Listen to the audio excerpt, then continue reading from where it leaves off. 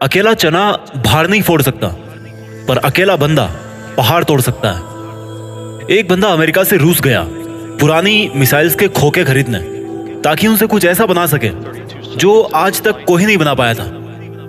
Rocket, जमीन से उड़ने वाला नहीं, उड़कर जमीन पर वापस उतरने वाला रॉकेट। ऐसा रॉकेट जो किसी ने सोचा भी नहीं होगा कि पॉसिबल होगा। अगर किसी ने सोचा होगा तो उसके पास में आइडिया नहीं होगा कि कैसे रॉकेट को जमीन पे वापस उतारना है, और अगर किसी के पास में आइडिया भी होगा तो उसने किया नहीं होगा। लेकिन ये बंदा जो रॉकेट की एबीसीडी भी नहीं जानता था, जिसने किसी भी कॉलेज में कोई रॉकेट इंजीनियरिंग की डिग्री नहीं ली थी, वो बंदा ऐसा रॉकेट बनाने चला था जो उस टाइम की रॉकेट बनाने वाली बड़ी बड़ी कंपनीज को भी नहीं पता होगा। जमीन पे वापस उतरने वाला रॉकेट। रॉकेट लॉन्च तो कई साल से होते आए थे। कोई रॉकेट को लैंड करके दिखाए तो उसको बोलेंगे रियल दुनिया का रियल आयरन मैन। इस बंदे से रूस वालों ने जरूरत से ज्यादा पैसे मांगे। यहां तक कि कहा जाता है कि रूस में जो इस बंदे की मीटिंग हुई थी वहां की कमेटी के साथ में, उस मीटिंग में उस बंदे का बहुत मजाक उड़ाया गया। यहां तक कि उसके मुंह पे थूका भी गया, ये भी कहा जाता है। और इसको कहा गया कि तेरे पास पैसे तो है नहीं और तू आ गया मिसाइल खरीदने। ये बंदा बिना डील पूरी किए वापस अपने कंट्री आ गया और उसी दिन से किताब उठा ली इसी सवाल के जवाब में कि मैं क्यों नहीं बना सकता रॉकेट। मैं ऐसा रॉकेट बना के दिखाऊंगा जो बहुत कम खर्चे पे अंतरिक्ष में जा सके, और इसके बाद ऐसा रॉकेट बनाऊंगा जो लॉन्च के साथ साथ जमीन पर वापस भी लैंड कर सके। बंदे ने एक के बाद एक किताबें पढ़ डाली और शुरू कर दिया अपना पहला प्रोजेक्ट। सन 2006 पहले लॉन्च के 37 सेकंड के अंदर ही 37 सेकंड के अंदर ही उसका रॉकेट लॉन्च के बाद सीधा जमीन पे आके वापस गिर गया। और ये गिरना ऐसा था कि उस रॉकेट के टुकड़े टुकड़े हो गए। प्रोजेक्ट फेल हो गया। बंदा 4 साल से इस पे काम कर रहा था। 2002 से उसने काम शुरू किया था। 2006 में उसका पहला प्रोजेक्ट फेल हो गया। पैसों का बहुत नुकसान हो गया। बंदे ने फिर सवाल ढूंढने की कोशिश करी कि यार कहाँ कमी रह गई, रॉकेट लॉन्च क्यों नहीं हो पाया। 1 साल बाद फिर से रॉकेट लॉन्च किया, फिर से वही हुआ, मिशन फेल्ड, रॉकेट क्रैश, पैसों का भारी नुकसान। फिर 1 साल बाद तीसरी कोशिश करी और फिर वही हुआ, मिशन फेल्ड, रॉकेट क्रैश, पैसों का भारी नुकसान। एक के बाद एक करके 3 बार इसके प्रोजेक्ट फेल हो गए। अब इस बंदे के पास में है ना, बड़ी मुश्किल से केवल 1 को रॉकेट जितने पैसे बचे थे, या उतने भी नहीं बचे थे कह लो। जितने अच्छे अच्छे इंजीनियर थे ना इस बंदे के पास में, वो सब इसको छोड़ करके वापस चले गए। लेकिन इस बंदे में इतना जुनून था, इतना होमवर्क इसने कर रखा था कि इसने सोचा कि यार एक बार वो ट्राई करते हैं। लेकिन इसके पास में इतने पैसे नहीं थे कि ये अच्छे इंजीनियर्स को हायर कर सके, और ये घटिया इंजीनियर्स को रखना नहीं चाहता था। तो इसने डिसाइड किया कि जब मैंने इतनी पढ़ाई कर रखी है तो क्यों ना इस बार प्रोजेक्ट का चीफ इंजीनियर मैं ही बन जाऊं। वो बंदा खुद चीफ इंजीनियर था जिसने रॉकेट साइंस की कोई इंजीनियरिंग डिग्री नहीं ले रखी थी। बड़ी अजीब सी बात थी, बहुत रिस्की काम था ये। पैसों का पहले ही भारी नुकसान हो चुका था, लेकिन इस बंदे की हिम्मत का नुकसान कोई नहीं कर पाया। पूरी जान चौथी कोशिश में लगा दी, और उसके बाद में कुछ ऐसा हुआ ना जो आज तक कोई नहीं कर पाया। पूरी दुनिया ने एक नजारा देखा। दुनिया का सबसे कम बजट में उड़ने वाला रॉकेट सफलतापूर्वक लॉन्च हो चुका था। साइंस की दुनिया में ऐसी घटना पहली बार नहीं हुई थी, लेकिन इतने कम बजट के अंदर किसी रॉकेट को लॉन्च करना पहली बार हुआ था। ऐसा करके दिखाया उस बंदे ने जिसको किसी ने रॉकेट बनाना नहीं सिखाया।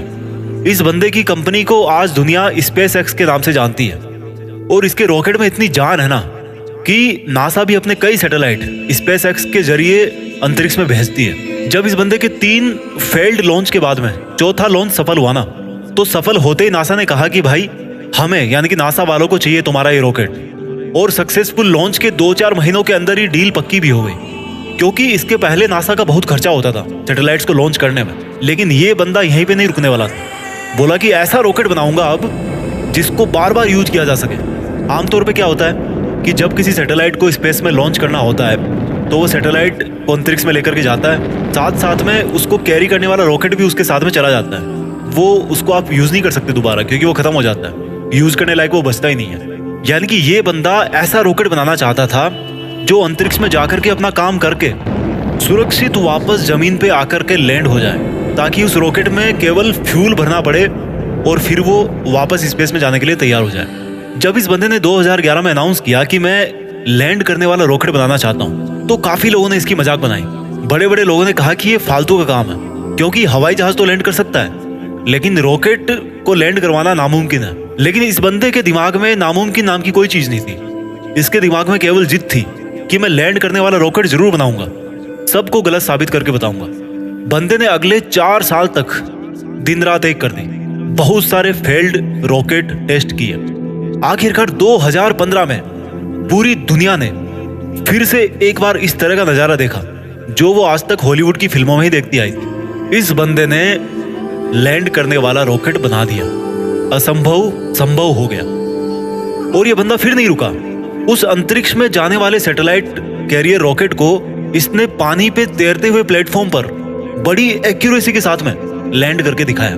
कमाल का बंदा है। रॉकेट अंतरिक्ष में जाता है और सैटेलाइट को अर्थ की ऑर्बिट में छोड़कर 10-12 मिनट में वापस आकर के अपनी जगह पे खड़ा हो जाता है। इस बंदे को यार अगर रियल दुनिया का आयरन मैन नहीं बोलेंगे तो फिर किसको बोलेंगे और क्या बोलेंगे? ये वही बंदा था जिसने बचपन में इतनी किताबें पढ़ डाली थी कि एक समय ऐसा आया जब इसके आसपास में किताबें कम पढ़ने लग गई। लेकिन बंदे को पढ़ना था तो किताबों का स्टॉक खत्म होने के बाद में पूरा एनसाइक्लोपीडिया पढ़ डाला। ये बंदा आज दुनिया का सबसे अमीर इंसान बन चुका है। वो बंदा जिसका यह कहकर मजाक उड़ाया गया था कि तुम्हारे पास पैसे तो है नहीं, तुम आ गए मिसाइल खरीदने। आज इस बंदे की औकात इतनी बढ़ चुकी है ना कि वो वैसा कमेंट करने वाले लाखों बंदों को खरीद सकता है। ये सच है, पैसा इंसान को खरीद लेता है यार, यही सच्चाई आज की। और ये बंदा अमीर क्यों नहीं बने? क्योंकि ये डिजर्व करता है। एलन मस्क, नाम तो सुना होगा। इस नाम में जान है क्योंकि इस नाम के पीछे जो बंदा है ना उसके नॉलेज में जान है। कहानी यहीं पे खत्म नहीं होती। एलन मस्क ऐसे बहुत सारे काम करना चाहते हैं जो आज शायद इम्पॉसिबल लगते हैं, पर यह नहीं भूलना चाहिए कि वो लैंडिंग वाला रॉकेट भी किसी टाइम पे इम्पॉसिबल लगता था। इनके बहुत सारे ऐसे प्रोजेक्ट चल रहे हैं जिनके बारे में कोई सोच भी नहीं सकता। इनमें से एक फेमस प्रोजेक्ट है हाइपरलूप, जिसमें जमीन पर हवाई जहाज से भी ज्यादा स्पीड पे ट्रेवल करने का प्रोविजन होगा। ऐसी टेक्नोलॉजी होगी। अब थोड़ी सी जरूरी बात करते हैं। भारत, हमारे कंट्री में दुनिया के सबसे ज्यादा जवान लड़के और लड़कियां हैं, इतने ज्यादा कि कई देशों की टोटल पॉपुलेशन भी इतनी नहीं है। हमारे कंट्री में भी ऐसे टैलेंट की कोई कमी नहीं है। जरूरत है तो सोच को विजन देने की, विजन के लिए आइडिया जनरेट करने की और आइडिया को एक्शन में बदलने की। एलन मस्क का प्लान है कि नियर फ्यूचर में हम धरती के अलावा भी कोई ऐसी जगह ढूंढना चाहते हैं, ऐसी जगह पे अपनी बस्ती बनाना चाहते हैं जहां पर इंसान सुरक्षित रह सके। क्योंकि हो सकता है भविष्य में कोई एस्टेरॉइड धरती से टकरा जाए और धरती से मानवता ठीक उसी तरह से खत्म हो जाए जिस तरह से कई साल पहले डायनासोर धरती से चले गए थे, गायब हो गए थे। और इसलिए इनके फ्यूचर के प्रोजेक्ट में एक प्रोजेक्ट ये भी है कि मंगल ग्रह पर इंसानों की बस्ती बनाई जाए। इनका बड़ा तगड़ा है यार इनका विजन, और ऐसा विजन आज हमारे यूथ में होना बहुत जरूरी है। अगर ये बंदा कर सकता है ना तो समझ सकते हो कि इंसान का दिमाग कितना पावरफुल है, इंसान की हिम्मत कितनी पावरफुल है, इंसान की कैपेबिलिटी क्या है और इंसान के लिए क्या इम्पॉसिबल है। एलन मस्क का मानना है कि फेल होने से नहीं डरना चाहिए, क्योंकि फेल होना भी एक ऑप्शन होता है, लेकिन काम ना करना कोई ऑप्शन नहीं होता। ये खुद मानते हैं कि ये एक हफ्ते में लगभग 120 घंटे काम करते हैं। अगर 7 से डिवाइड करोगे ना तो लगभग 17 घंटे के आसपास आएंगे एक दिन में निकल के। कई बंदे तो इतना सोते होंगे। इनका कहना है कि मैं वो काम नहीं करता जो जरूरी है, मैं वो काम करता हूँ जो मुझे लगता है कि मुझे करना चाहिए। इनके फंडे बड़े सिंपल है यार। ये कहते हैं कि अच्छी स्कूल और अच्छी कॉलेज में जाने से बंदा एजुकेटेड नहीं हो जाता है, क्योंकि मैं कभी भी हार्वर्ड यूनिवर्सिटी में नहीं पढ़ा, लेकिन फिर भी वहां पर पढ़ चुके कई टैलेंटेड स्टूडेंट और इंजीनियर मेरे अंडर में काम करते हैं। ये कहते हैं कि एक्स्ट्रा ऑर्डिनरी बनने का हर ऑर्डिनरी इंसान के पास में ऑप्शन रहता है। इनका यह भी कहना है कि अगर आप फेल नहीं हो रहे हो तो इसका मतलब आप लाइफ में कुछ कर ही नहीं रहे हो। हर जवान लड़के और लड़की को आज ये बात समझनी पड़ेगी कि उनको आज की डेट में क्या करना चाहिए। क्या उनको वो करना चाहिए जो उनको लगता है कि जरूरी है, या उनको वो करना चाहिए जो उनको लगता है कि उनको करना चाहिए। इंसान तब ज्यादा बेहतर कर पाता है जब उसको पता होता है कि उसको क्या करना चाहिए। एलन मस्क को किसी ने रॉकेट साइंस नहीं पढ़ाई थी, पर इनको लगा कि उनको रॉकेट साइंस पढ़नी चाहिए, तो इन्होंने खुद पढ़ी, क्योंकि इनको पता था कि इनको क्या करना चाहिए। आज की डेट में किसी बंदे के लिए कुछ करना मुश्किल नहीं है। अगर मुश्किल है तो वो ये है कि उसके पास में कोई गोल ही नहीं है, उसको पता ही नहीं है कि उसको करना क्या। लक्ष्य निर्धारित नहीं करना सबसे बड़ी प्रॉब्लम है। फेल होना कोई प्रॉब्लम नहीं है। एलन मस्क का मानना है कि नॉइज से ध्यान हटाकर सिग्नल की तरफ ध्यान दिया जाना चाहिए। उनका मानना है कि प्रॉब्लम कोई प्रॉब्लम नहीं होती, प्रॉब्लम का सॉल्यूशन ढूंढना एक प्रॉब्लम है। शब्दों में थोड़ा सा फेरबदल करने से पूरा वाक्य जो है ना, उस पूरे वाक्य का अर्थ बदल जाता है। और माइंड में थोड़ा सा विजन आपकी पूरी जिंदगी बदल के रख सकता है। अगर आपकी लाइफ में कोई प्रॉब्लम नहीं है ना आज, तो प्रॉब्लम क्रिएट करो खुद के लिए। कैसे करोगे? एक बड़ा लक्ष्य निर्धारित कर। हमारे देश के युवाओं को आज इस क्रांतिकारी मनुष्य से सीखने की जरूरत है। हालांकि ये भी सच है कि हमारा देश ऐसे क्रांतिकारी युवाओं से भरा पड़ा है, बस उनको अपने आप को पहचानने की जरूरत है। वो बंदे भी एलन मस्क की तरह कुछ ऐसा कर सकते हैं जो कोई सोच भी नहीं सकता। दम है तो कुछ बड़ा करके दिखाओ। देश में अपना नहीं, बल्कि दुनिया में देश का नाम कर जाओ। जय हिंद, वंदे मातरम।